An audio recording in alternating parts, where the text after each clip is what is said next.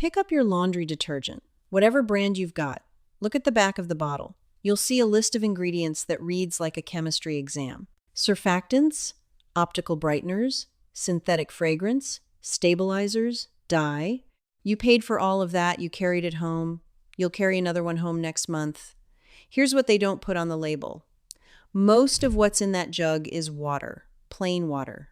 Dyed blue or green to look rich, perfumed to smell like a meadow or a mountain or whatever name they put on it this season. The actual cleaning is done by a tiny fraction of what's in there. The rest is filler and fragrance, and you paid to ship it across the country in a plastic bottle that's going to sit in a landfill for the next 400 years. I've been washing clothes for 25 years on next to nothing. 8 people in this house at one point. Work clothes, muddy kids, everything. And I stopped buying laundry detergent a long time ago because I learned how to make something that works just as well for about $6 a batch. One batch lasts me close to a year. Some years, it's stretched longer. I'm going to give you the whole thing today. Every ingredient, every step, every caution, and I'm going to be honest with you about what it does well and what it doesn't, because I'm not here to sell you anything and I don't have a reason to stretch the truth. 3 things. That's all you need. You can probably find 2 of them at any grocery store and pick up the third at a fabric or craft store. The first is washing soda, not baking soda. I want to say that twice because people mix them up and then wonder why it didn't work. Washing soda, sodium carbonate. It usually comes in a yellow box on the laundry aisle, and it runs $4 or $5 for a big box that'll last you through several batches. This is the workhorse of the whole thing. When it hits water, it makes the water alkaline, and that's what loosens grease and oils and ground-in dirt so they can lift up out of the fabric and rinse away. Without this, you're really just swishing clothes around in warm water. The second is borax. Same aisle, usually. Another natural mineral mined out of dry lake beds out west. Another $4 or $5 for a box that lasts a long time. Borax is your water softener. Most of us have hard water, water with a lot of dissolved minerals in it. And those minerals actually fight your soap. They grab onto the soap and onto the dirt and make a kind of film that doesn't rinse clean. You end up with clothes that look dull and feel stiff even right out of the wash. Borax handles those minerals so the soap can do what it's supposed to do. If you've ever tried a homemade detergent and thought it didn't work, there's a real good chance you skipped the borax or your water needed more of it. The third is a bar of plain soap, grated. That's it.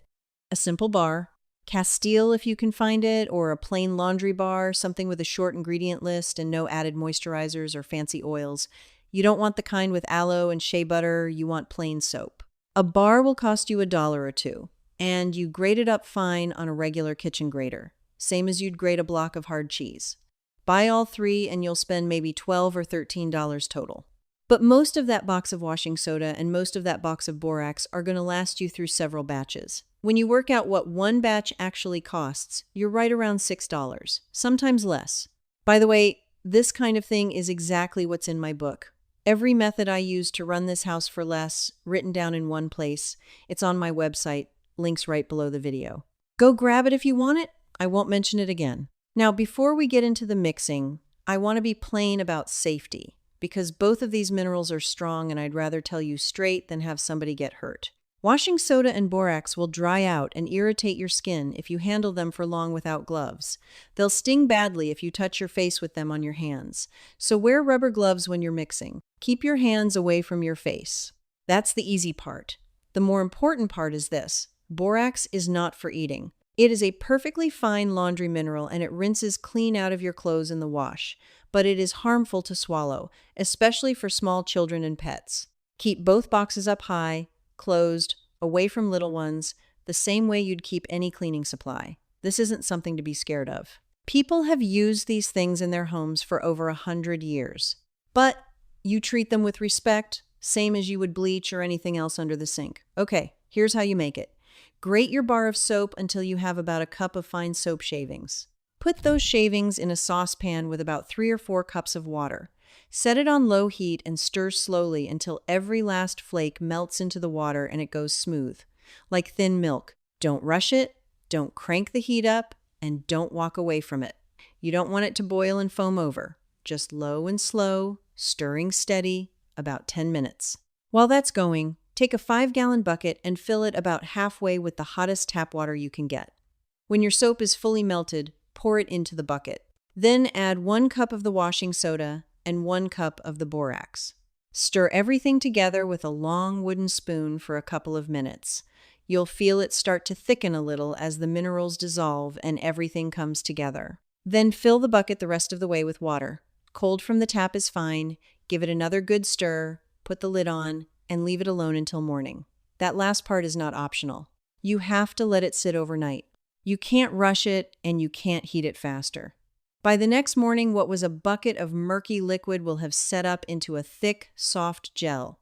It'll look a little like loose pudding. That gel is your laundry soap. The whole bucket of it, made for a few dollars, sitting right there on your laundry room shelf. To use it, you stir it every time before you scoop, because it will separate a bit as it sits. That's normal. Nothing's gone wrong. Just give it a stir. Then use about 1/4 to 1/2 cup per load, right into the machine. For a regular top loader, 1/2 cup is about right for a full load. For front loaders and high-efficiency machines, use less. A tablespoon or 2 is plenty, because those machines use very little water and can't handle a lot of suds. This soap is low sudsing by nature, which is actually a good thing for those machines, but you still want to use less than you think you need and see how your clothes come out. 1 bucket like this does a family a good long while. I make a new batch maybe twice a year.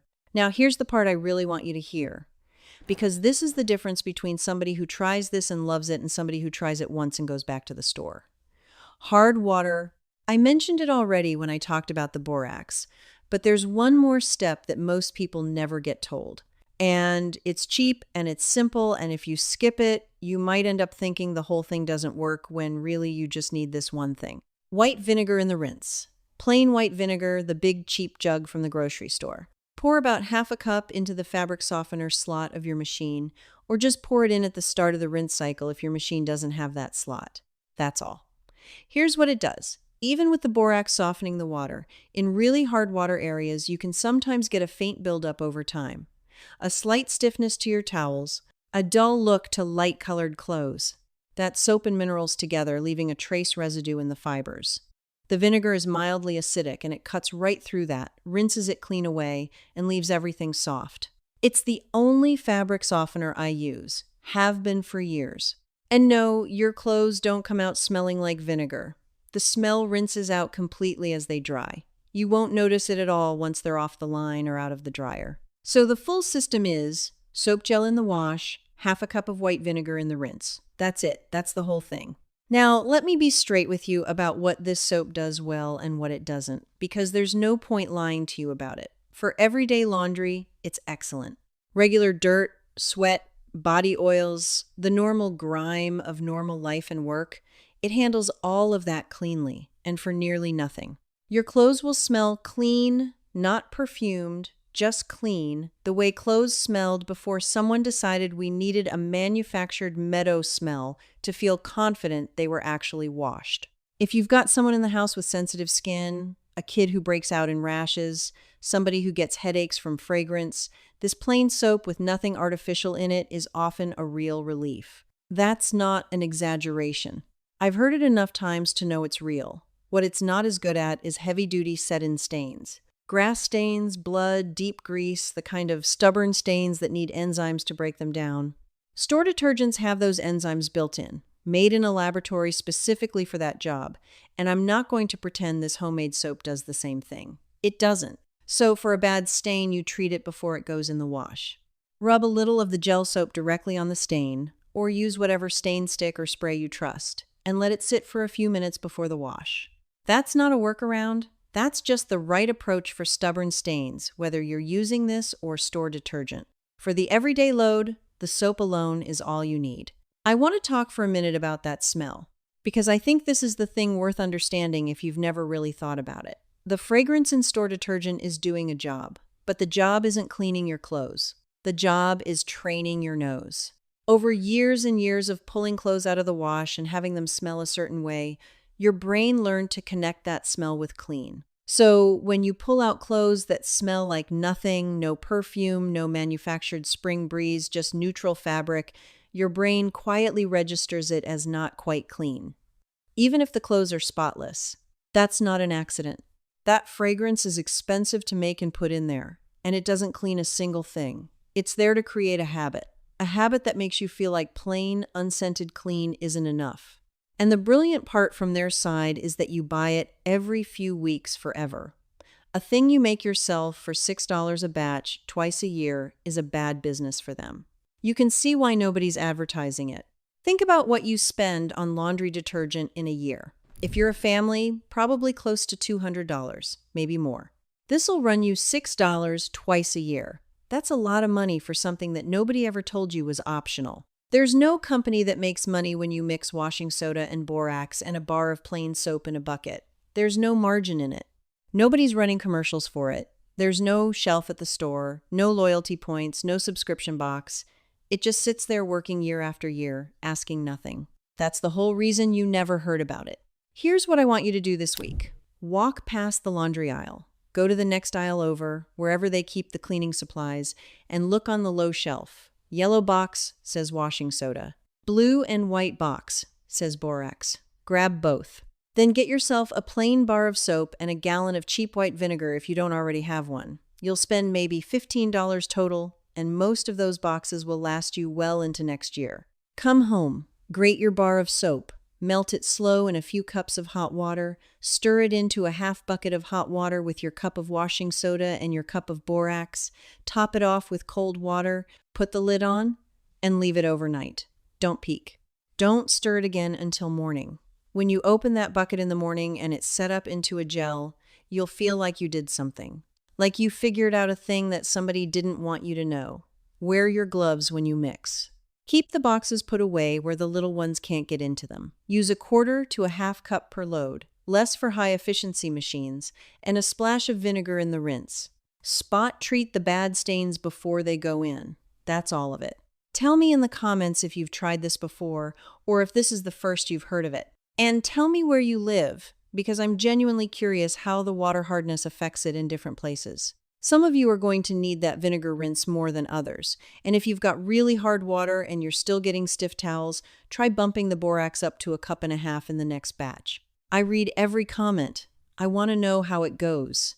If this is the kind of thing you want more of, come back. Next week, I'm going to show you what I use instead of dryer sheets, which costs almost nothing and doesn't leave that waxy coating on your clothes that makes them actually less absorbent over time. It's one of those things where once you know it, you can't unknow it. I'll see you then.